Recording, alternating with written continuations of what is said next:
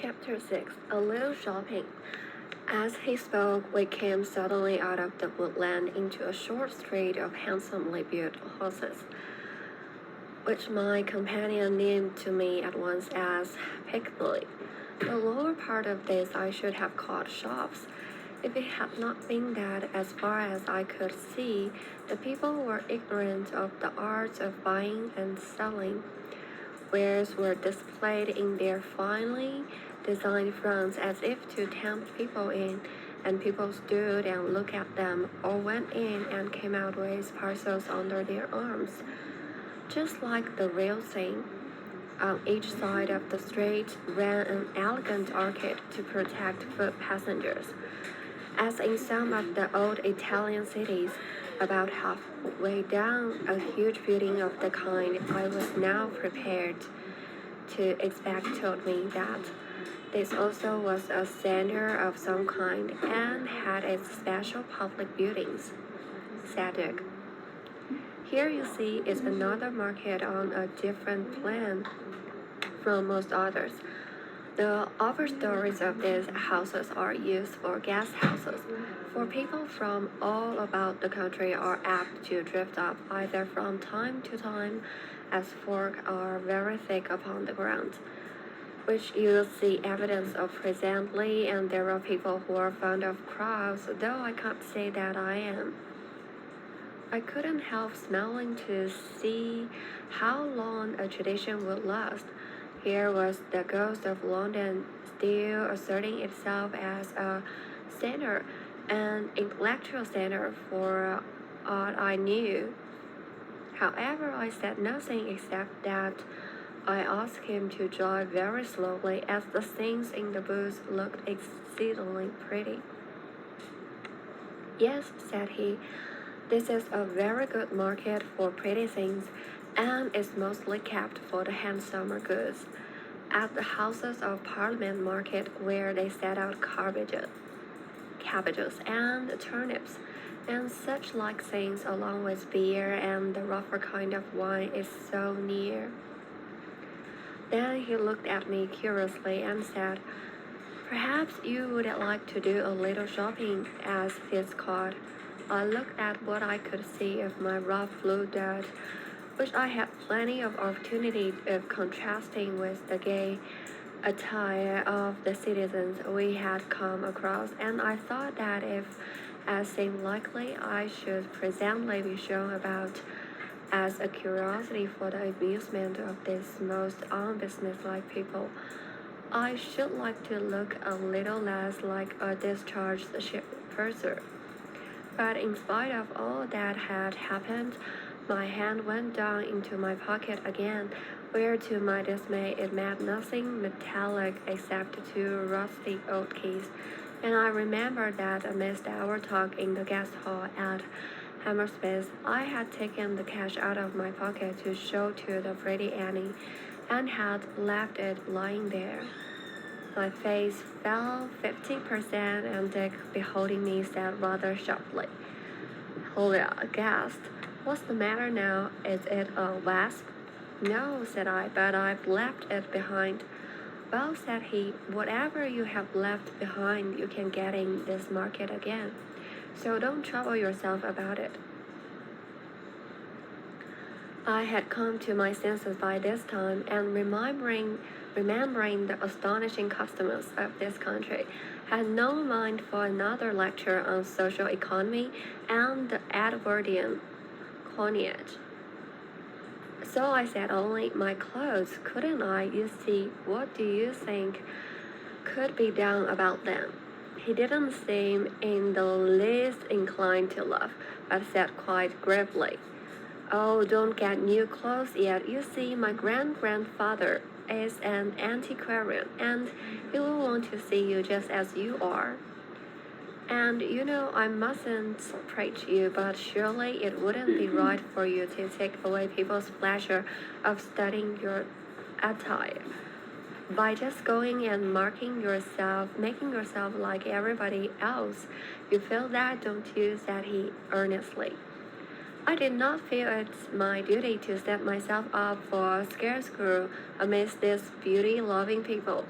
but I saw I had got across some irradical prejudice and that it wouldn't do to quarrel with my new friend, so I merely said, "Oh, certainly, certainly." "Well," said he pleasantly, "you may as well see what the inside of this booth is like. Think of something you want." Said I, "Could I get some tobacco and a pipe?"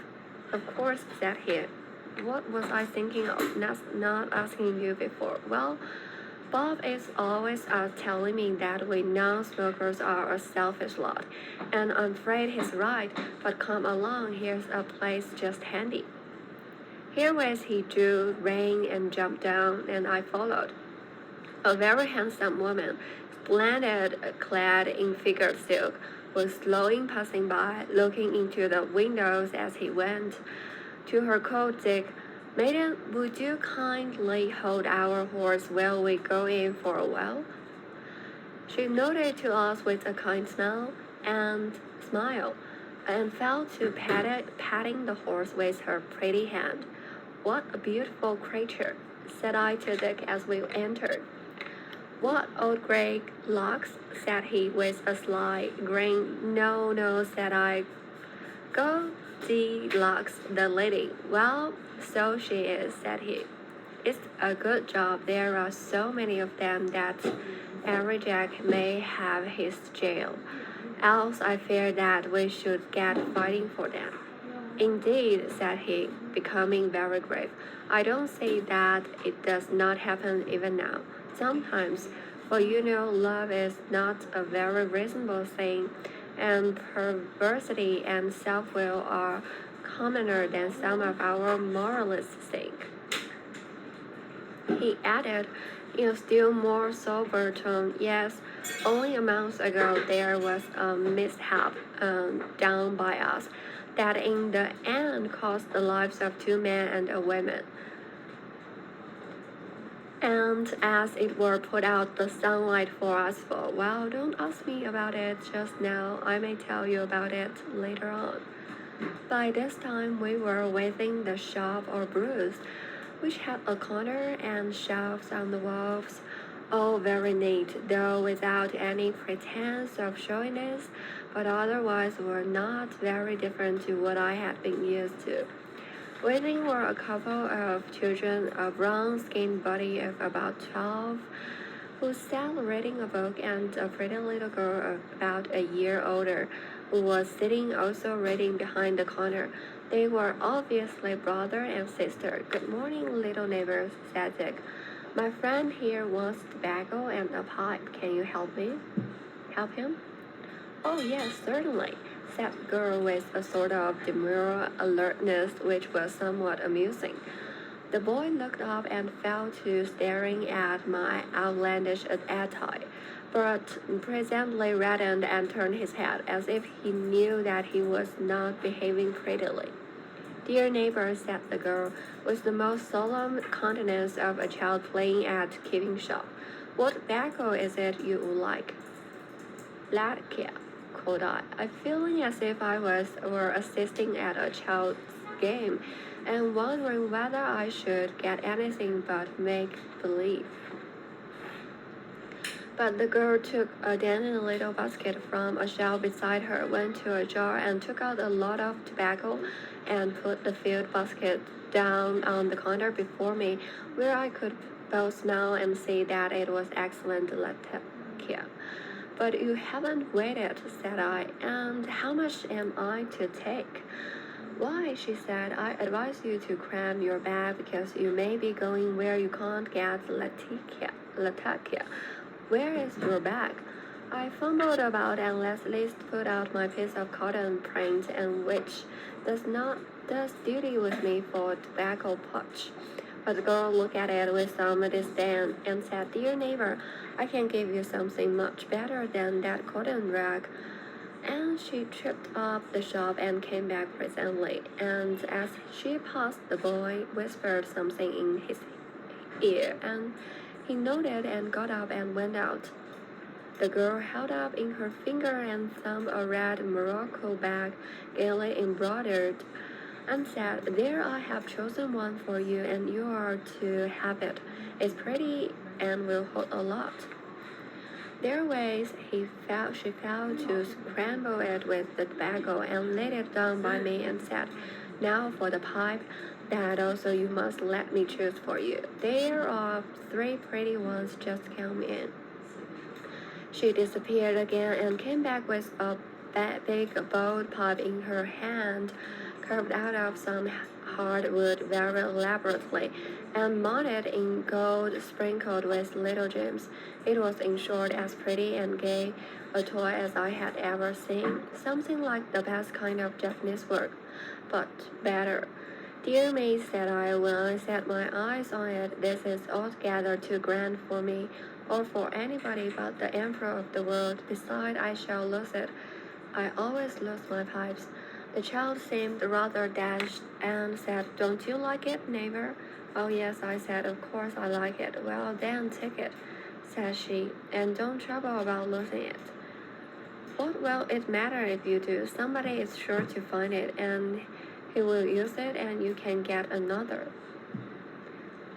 I took it out of her hand to look at it, and while I did so, forgot my caution and said, "But however am I to pay for such a thing as this?" He laid his hand on my shoulder as I spoke, and turning, I met his eye with a comical expression in them, which warned me against another exhibition of extinct commercial morality. So I reddened and held my tongue, while the girl simply looked at me with the deepest gravity, as if I were a foreigner blundering in my speech, for she clearly didn't understand me a bit. "Thank you so much," I said at first, at last effusively, as I put the pipe in my pocket, not without a qualm of doubt as to whether I shouldn't find myself before a magistrate presently. "Oh, you are so very welcome," said the little lass with an affectation of grown-up manners at their best, which was very quaint. "It is such a pleasure to serve dear old gentlemen like you, especially when one can see at once that you have come from afar overseas." "Yes, my dear," quoth I have been a great traveler." As I told this lie from pure politeness, in came the lad again with a trail in his hands, on which I saw a long flask and 2 beautiful glasses. "Neighbors," said the girl, who did all the talking, her brother being very shy, "clearly please to drink a glass to us before you go, since we do not have guests like this every day." Therewith the boy put the trail on the counter and solemnly poured out a straight colored wine into the long bowl. Nothing loath I drank, for I was thirsty with the hot day, and since I am yet in the world, and the grapes of the rain have not yet lost their flavor, for if ever I drank good Stamberg, I drank it that morning, and I made a mental road to ask Dick how they managed to make fine wine where there were no longer laborers compelled to drink rot gut instead of fine wine, which they themselves made. "Don't you drink a glass to us, dear little neighbor," said I. "I don't drink wine," said the lass. "I like lemon